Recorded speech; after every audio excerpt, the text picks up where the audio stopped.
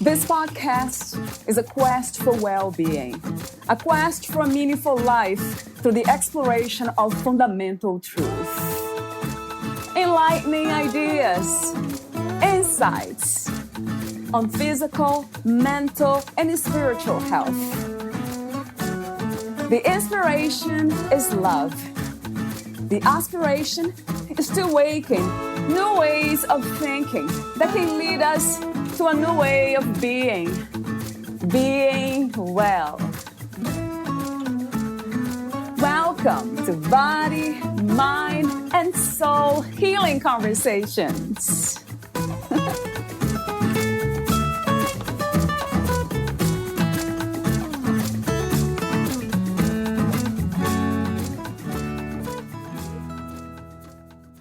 Our future will come from connecting with ourselves and taking the action we feel drawn to. Trust yourself. I'm asking for you to express yourself in the fullest, because that's what I and the world need. You to be yourself. It is time to take full responsibility for your actions and become curious about the world more than ever before.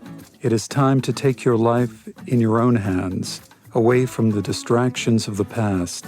Put fear aside and let go of the anxiety that complexity can bring. It is time to upgrade yourself and allow your powers to emerge.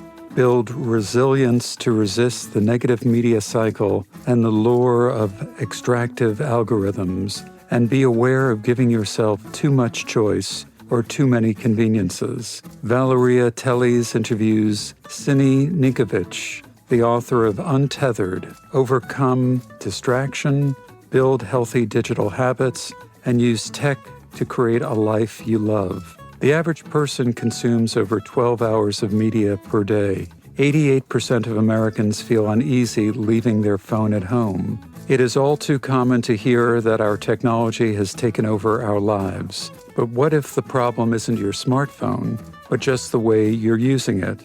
After a lifelong struggle with digital dependency, Sini quit his job at Apple to live in a van and began a long journey toward freedom from technology.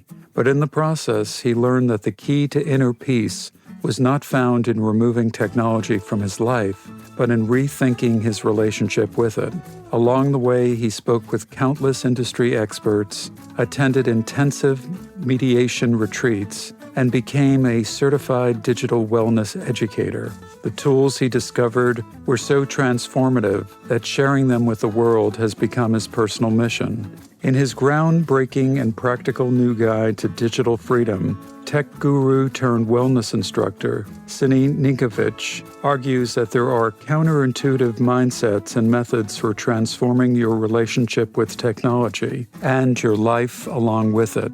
Sini's work and mission is to help you redefine your routines, develop healthier digital habits, and live a more fulfilled life in control of your attention. It will show how your smartphone and the apps on it can captivate you, how you can upgrade your mind to move away from this dependency, and these tools will help you regain control over your habitual smartphone usage to create a more fulfilled future. Meet Sini at AskSini.com. Here is the interview with Sini Ninkovic.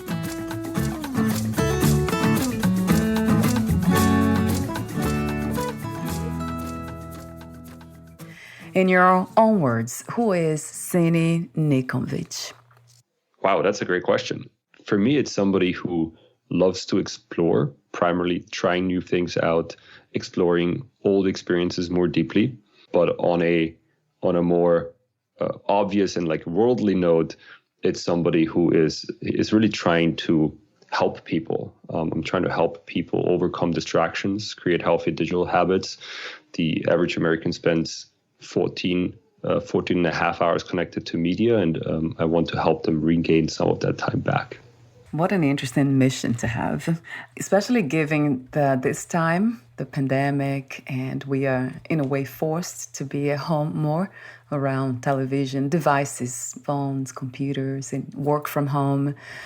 So that's a neat, very, very powerful mission to have. And I have lots of questions for you, Sini, to explore that topic. But before that, let me ask you this question, another open question. What do you want from life at this time? What do you wish to have or to experience? Yeah, in terms of experiences, I've always been a fan of exploring new things and also old things more deeply. So there isn't necessarily worldly possessions that I'm after, like a nice car or a bigger house or the traditional things. It's more an example. Last weekend I was in Dallas for the second time in my life, and I tried out new restaurants, and I went to a new park, and I just tried out new things, met new people, and I feel that exploration is at the core of life. And so I'm just trying to continuously keep that alive as I'm getting older, because I think it's kind of the secret sauce that a lot of people are missing. So true. I love that idea, because then it kind of creates that space for more possibilities, right? We don't live out of habits, conditionings, and programmings, which is so easy to do, isn't it? To wake up and do the same thing. It's very easy to fall into that. Yeah. So how do you define success these days, Sini? Wow, you're asking all the hard questions in the beginning. Yes, the open questions, my favorites. Nice. Well, success for me has something to do with living a fulfilled life. So I spend about 10 years working for the most successful tech companies, consulting companies, automotive companies. And I spend a lot of these 10 years working really, really hard hours, earning great money and also gaining great experiences, but not always living in full fulfillment with myself. And it's only been about 2 years that I readjusted my life around the idea of exploration and fulfillment. And this idea of generating long-term happiness has brought me to write this book and has brought me to completely changing my career. So I would say a successful person is somebody who can live most of their days in a state of fulfillment and purpose. And what does it look like? What does it feel like to become fulfilled, as you say? Mm-hmm. Can you describe that? Sure. I think the most noticeable difference, to me at least, is that I wake up excited. Right? I wake up feeling a purpose for what I'm here to give, what I'm here to do. And that makes everything else kind of fall in place. And it's actually pretty aligned to some of the topics that I'm talking about in my book and that we will get into in a bit around the idea how we should be relating or can be relating to our smartphones in future. I think it's very much related to the idea of how do we relate to our own future selves. And I think the concept of fulfillment is the one that helps the most, because it changed my life in a way where I, instead of waking up in anxiety and stress about the day that is going to come, I'm waking up with excitement of what I can give back to the world. That's beautiful. And you just mentioned also the word purpose, the idea of having a purpose. What do you think the purpose of the human experience is? It's actually, I'm laughing because it's a chapter in my book where I talk about the purpose of life, or at least the way that I have experienced purpose. And, you know, from a biological perspective, and I'm approaching this as rational as I can, is the idea of biology wants us to multiply our genes.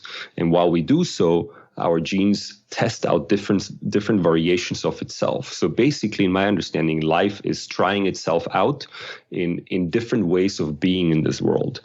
And some ways are working better, some ways are working less, but life is all about trying all of these different ways. And I think as humans, we should kind of follow that core principle and really take exploration as one of the guiding principles, the overarching purpose maybe of life, the idea of exploring what we can be in different situations and how we can act and what interests us. I think there is so much individuality in all of us that only comes out when we explore the boundaries of who we are.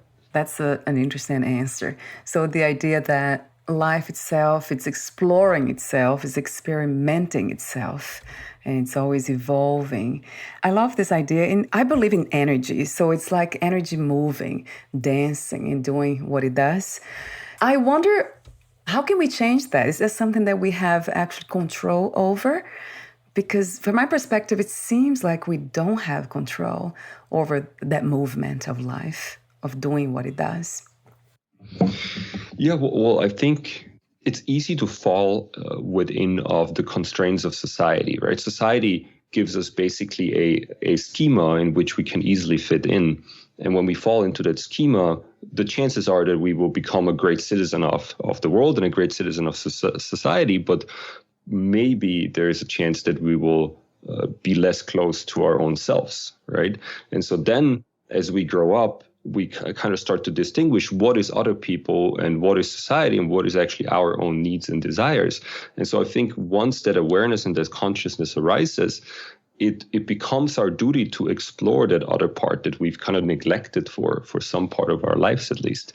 And so I think consciousness is probably one part of the solution, the awareness of how much of us is other people and other people's opinions versus our own being. And once that awareness arises, the second step is obviously taking steps into direction of personal development and allowing one's personality to truly come out and shine. And I think when people go down the route of exploring their personality deeply, they will also find the gifts that they're about to bring to this world. So it becomes a journey of self-discovery that ends in delivering the gifts that we're here to deliver. Going back to this idea of purpose, would be like trees? I love the idea of relating ourselves to nature itself. Mm-hmm. So when I think about humans, I think of myself, actually. I think about a tree, let's say an apple tree that can only grow apples. I cannot grow oranges or grapes or anything else. And then it seems like you're trying to point to that, right, Sini? That we can become aware that we are that kind of tree specifically, so we can explore what kind of fruits we can give, what kind of gifts, as you said. Yeah, we can. I love that analogy. I mean, trees are obviously very specialized in what they do. And I think us humans, there's so many facets, so many perspectives to our own being, which is why I think we're often so underexplored, because what happens often to us is we're searching for this one thing that we're good at.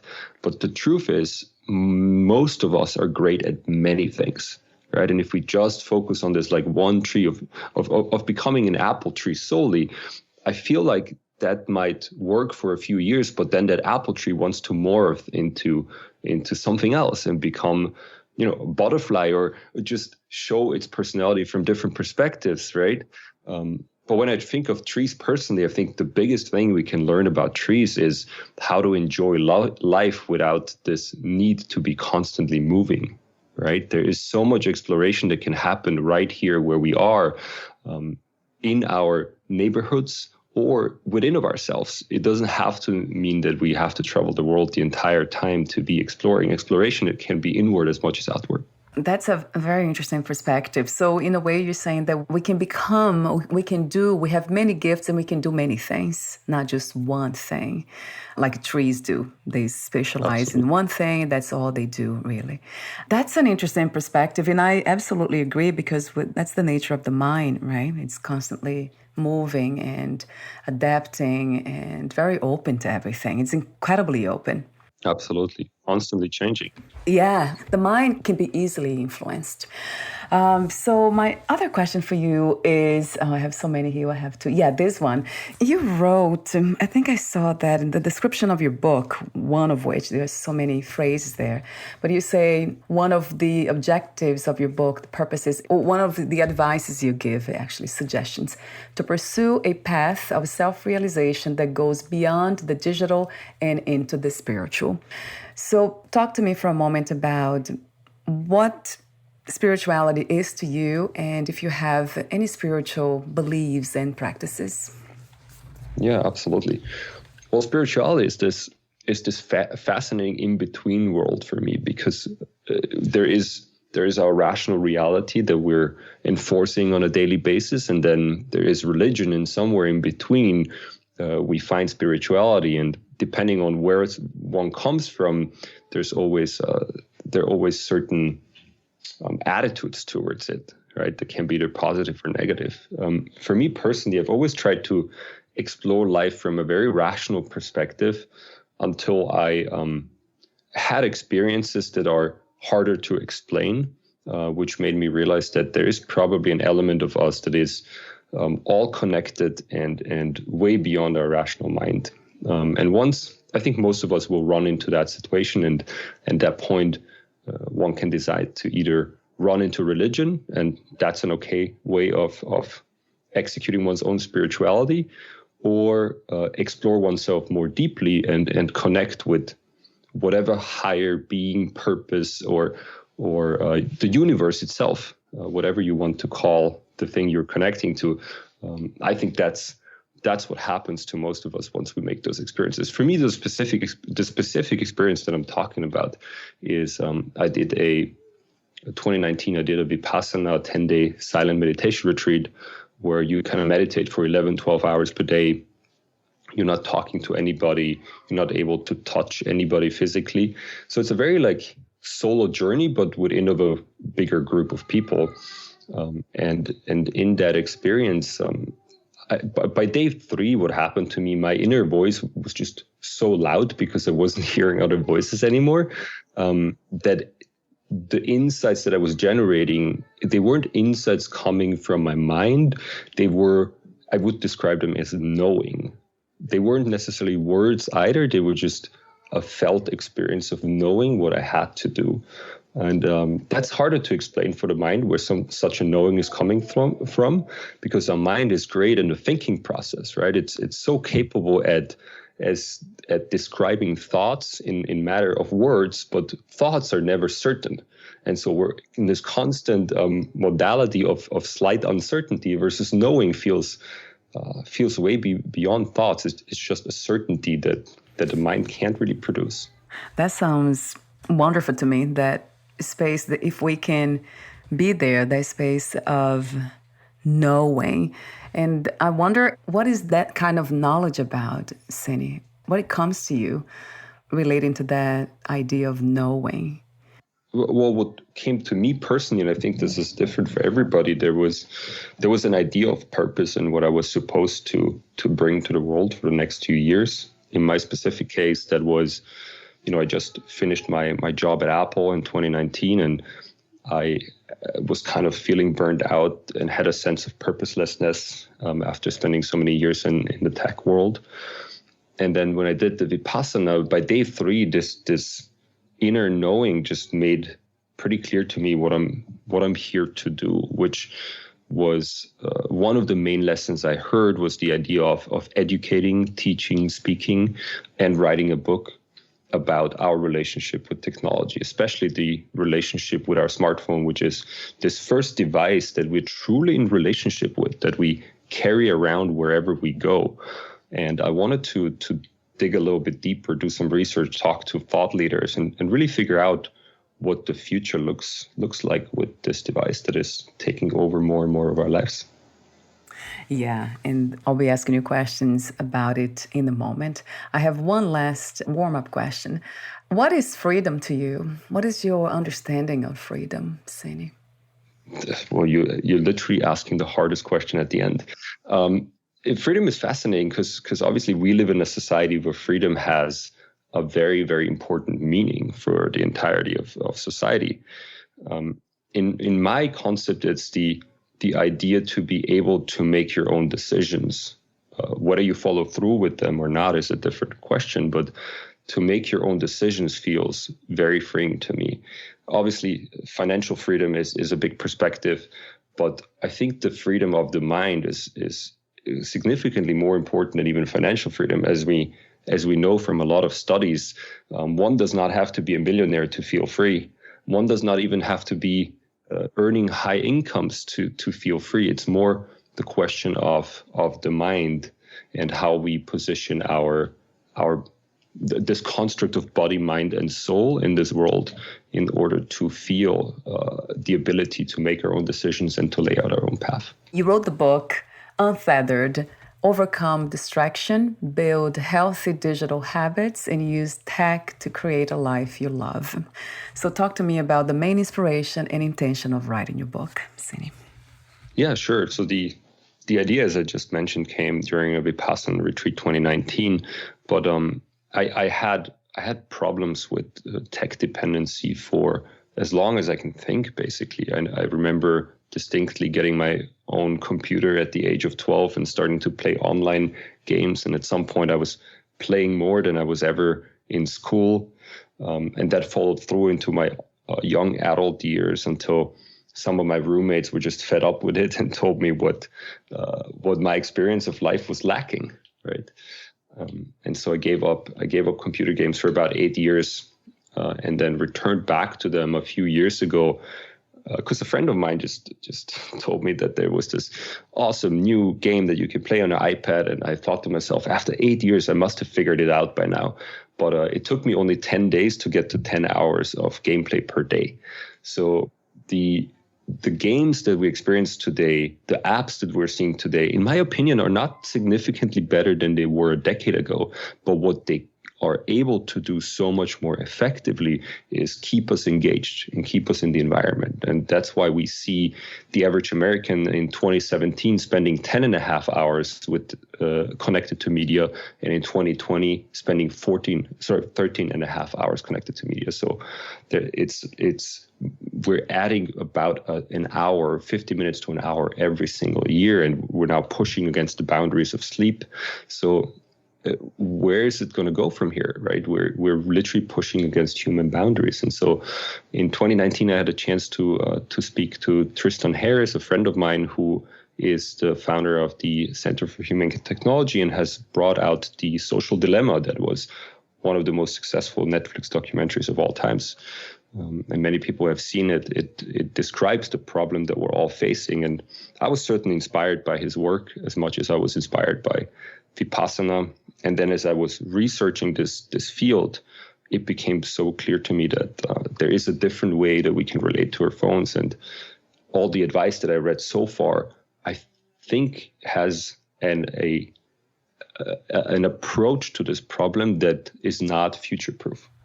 I'm about to ask you the question, what is the best way to relate to the phones and everything? That's the question, right? The main question, I would say. But before that, so you are a digital wellness educator and coach. What is it like to work with you? And do you meet clients online, offline? You host meetings on Zoom? Yeah, absolutely.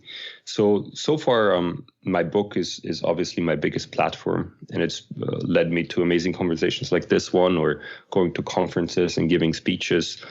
That's been my most successful educational tool.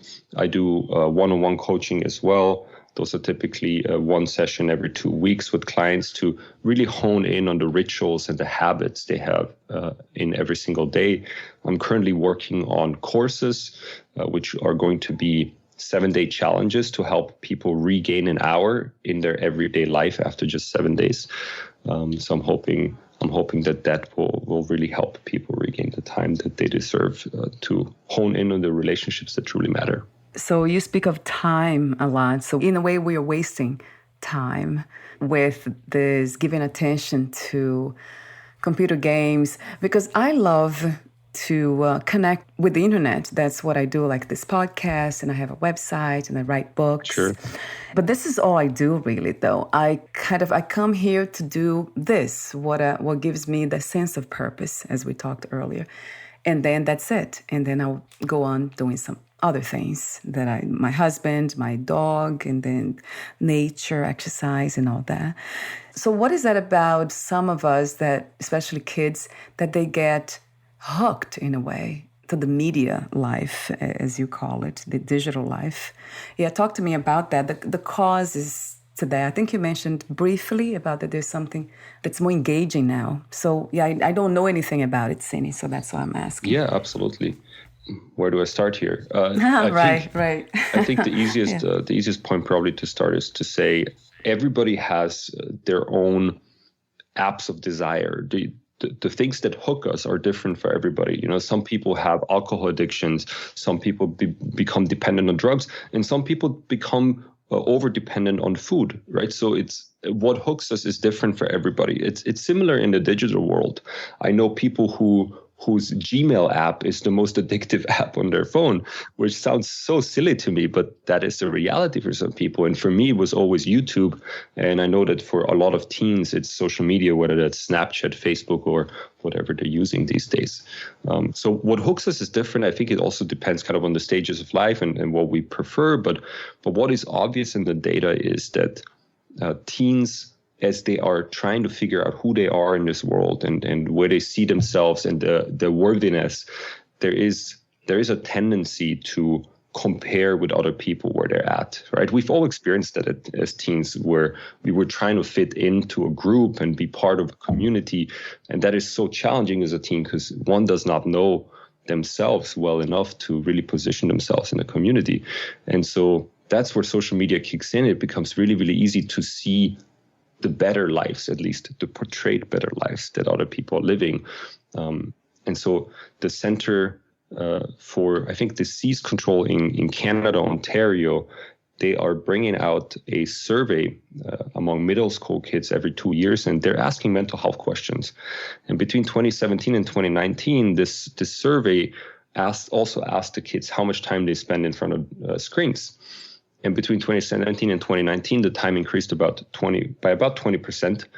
And at the same time, we saw an increase in mental health issues, in physical health issues, in depression, in suicidal thoughts, between 20 and 40% increase in the same amount of time, right? And so there seems to be some correlation between kids spending more time in front of their screens and also feeling worse about themselves, mentally, emotionally, and from a physical perspective. And the main issue is that they don't know what they want from life. That's not clear. They cannot answer that question. What do you want from life? They don't know yet.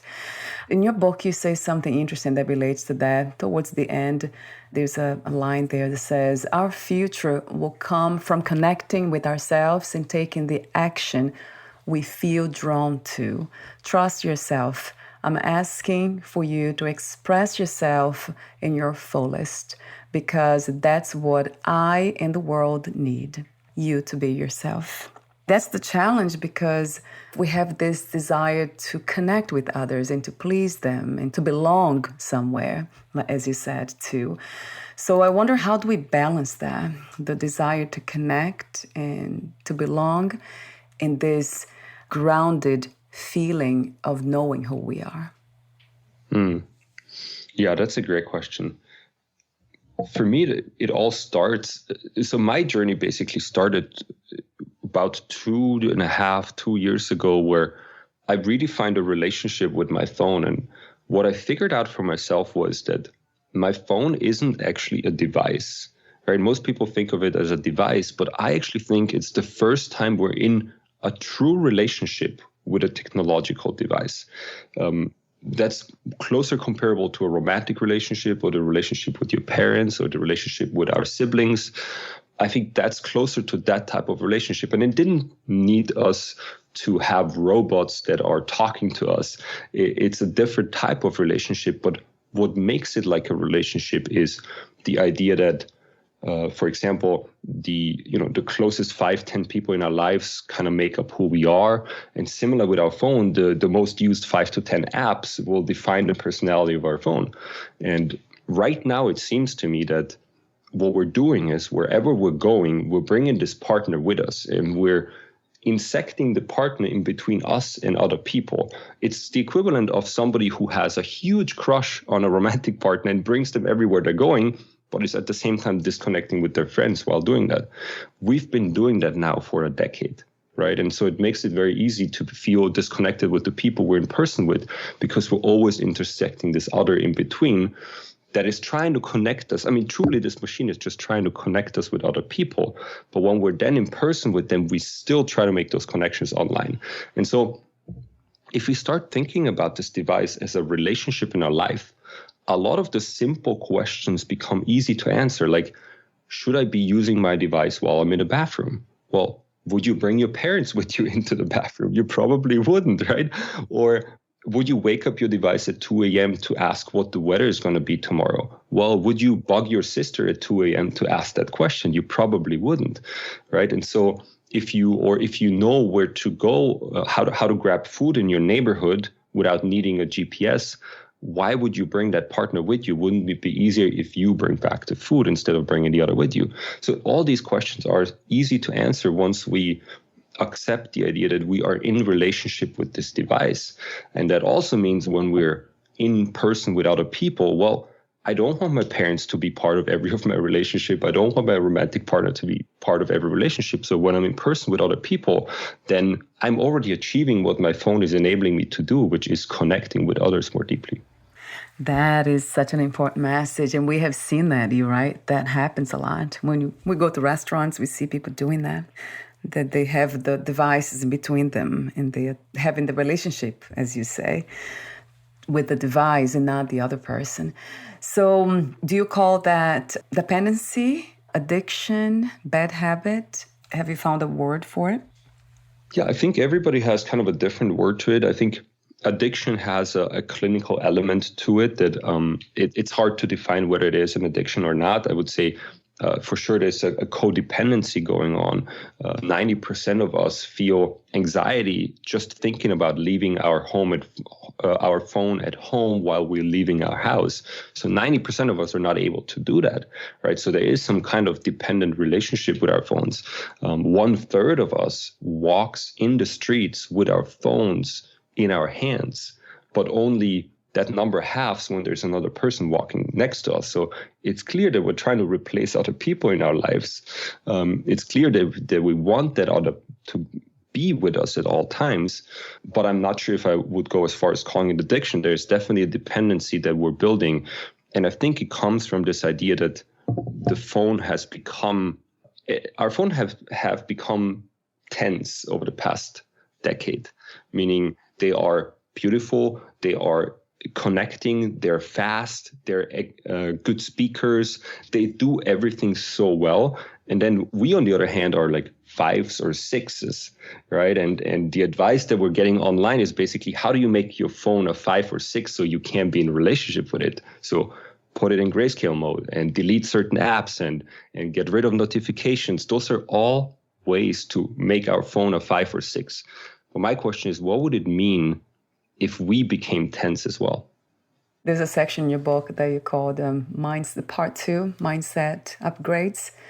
So that's very much makes sense. So we have to upgrade ourselves, our mindsets. Absolutely.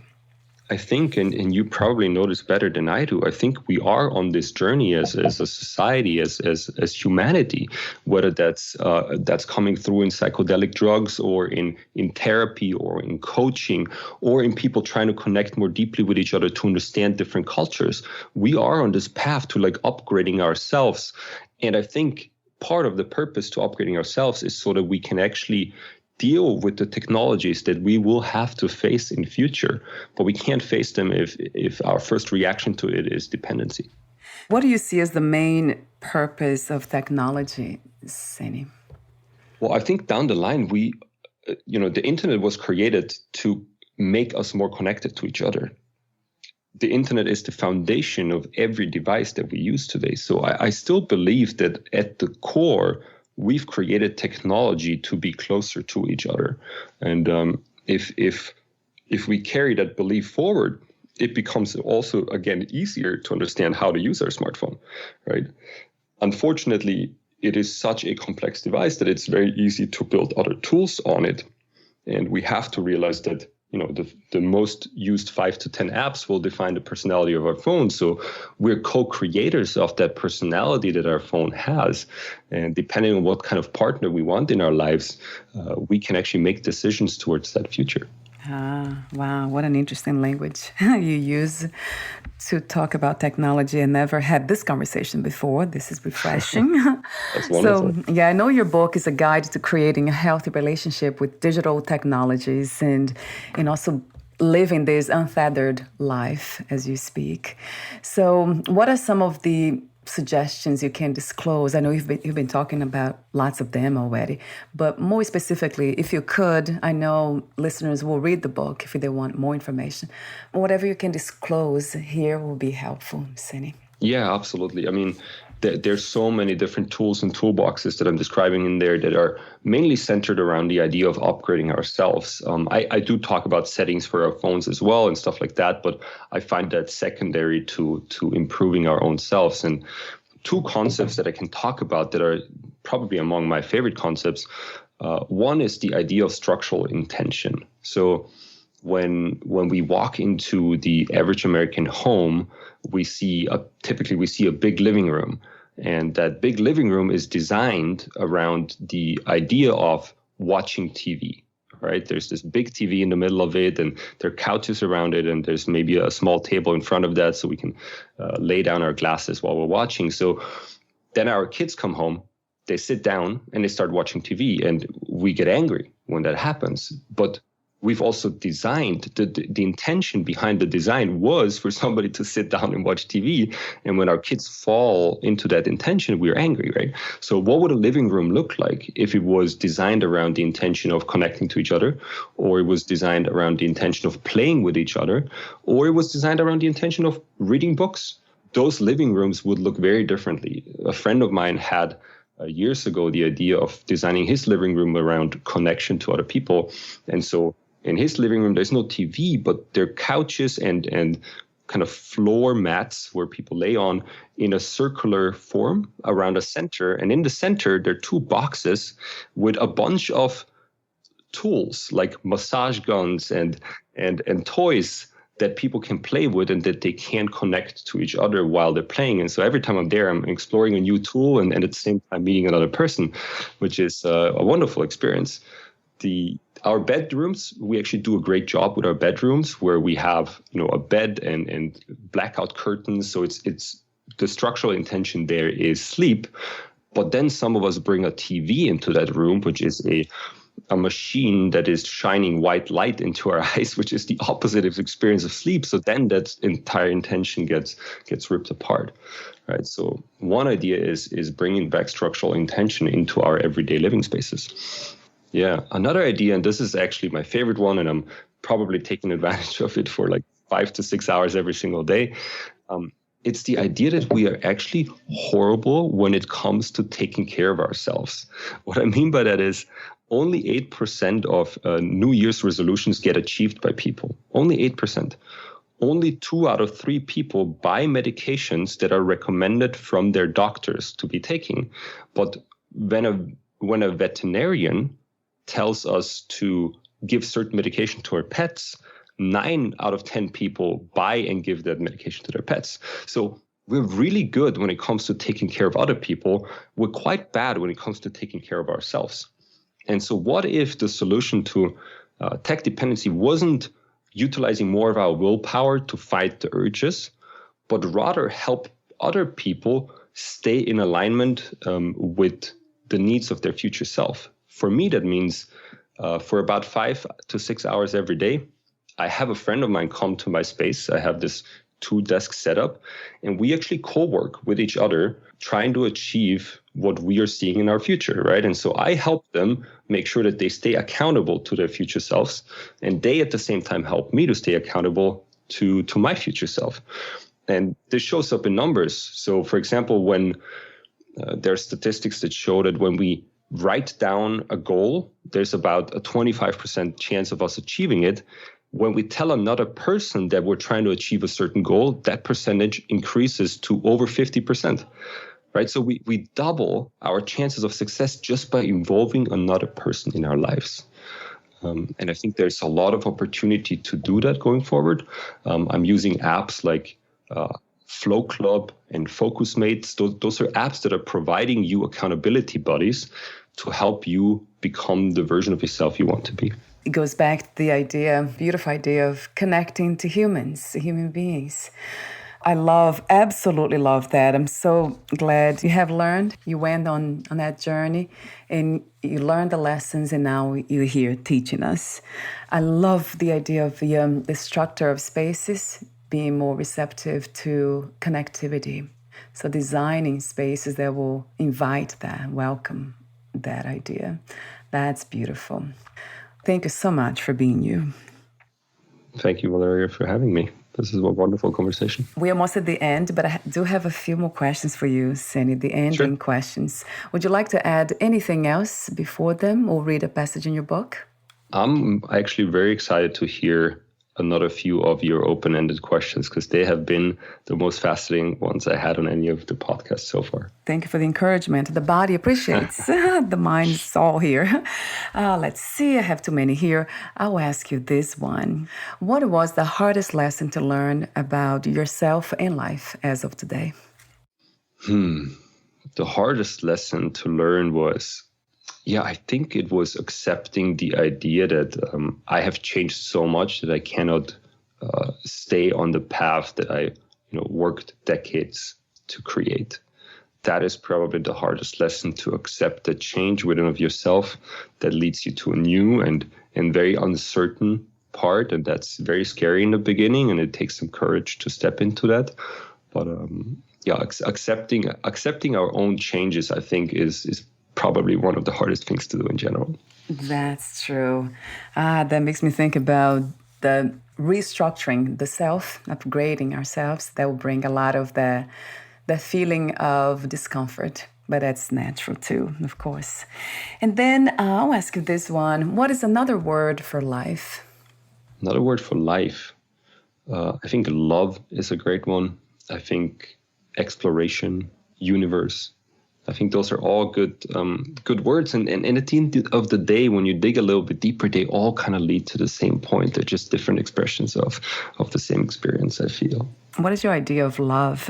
What are the manifestations of love from your perspective?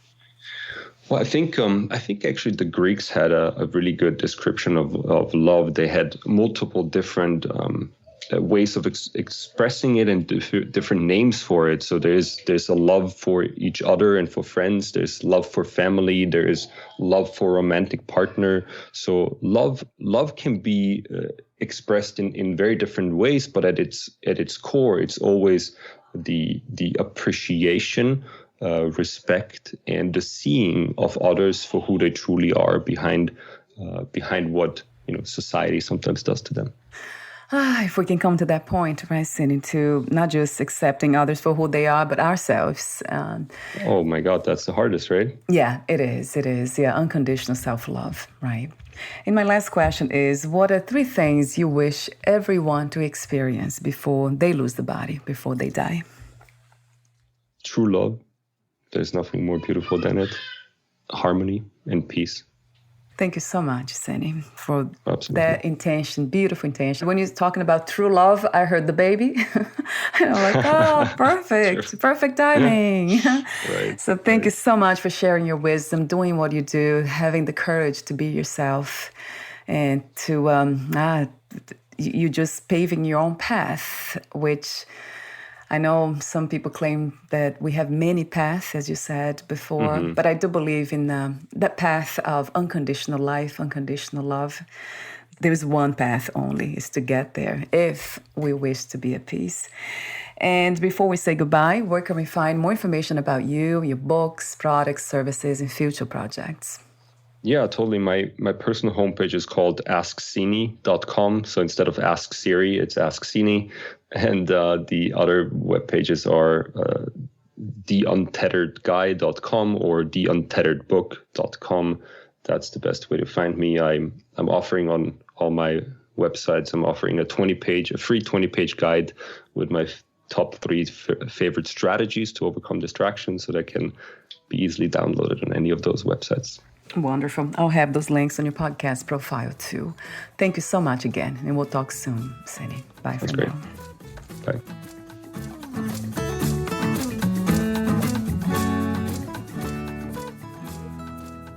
Thank you for listening. To learn more about Sini Ninkovic and his work, please visit asksini.com. fullest.com.